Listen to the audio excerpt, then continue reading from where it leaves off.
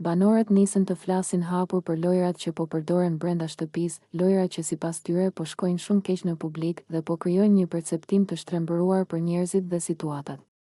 Diskutimi u bë serioz, sepse gjithnjë më shumë po kuptoi se ajo që thuhet apo bëhet brenda, jashtë mund të marrë një kuptim krejt tjetër. Një nga shembujt më të përmendur ishte Benita. Banorët theksuan se për të pothuar shumë gjëra që ose janë nxjerrë nga konteksti, ose janë interpretuar keq nga publiku. Një fjalë e thënë në nerva, një shaka, apo një moment dobësie, jashtë kthehet në etiketë që e ndjek personin gjallë. Dhe kjo, sipas tyre, është një lojë shumë e rrezikshme. U diskutua edhe fakti se disa sjellje po përdoren qëllimisht për të krijuar imazh negativ jashtë. Për shembull, përmendja e pijeve alkoolike.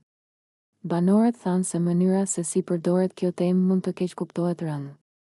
Një gotë e pirë në një moment relaksi, brenda shihet si diçka normale, por jashtë mund të interpretohet sikur dikush përdor alkoolin apo ka problem, gjë që nuk është as pak e drejtë. Sipas tyre, kjo është pjesë e një loje të ulët.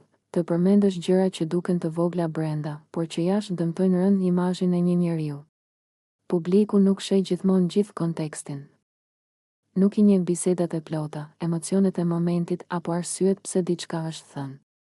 Dhe pikërisht këtë boshllëk disa lojtarë e shfrytëzojnë. Banorët u shprehen se loja duhet të jetë strategji, mendje dhe qëndrueshmëri, jo një llosje karakteri.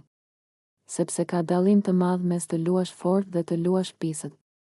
Kur fillon të përdorësh fjalë që e di se jashtë do keq interpretohen, atëherë loja humb kuptimin dhe kthehet në dëm real për jetën e dikujt pas shtëpisë. Në fund, mesazhi i tyre ishte i qartë. Publiku duhet të jetë i kujdesshëm me gjykimet, ndërsa banorët duhet të mbajnë përgjegjësi për fjalët që nxjerrin. Sepse Big Brother është lojë. Por njerëzit brenda janë real, me familje, me jetë dhe me reputacion që vazhdo.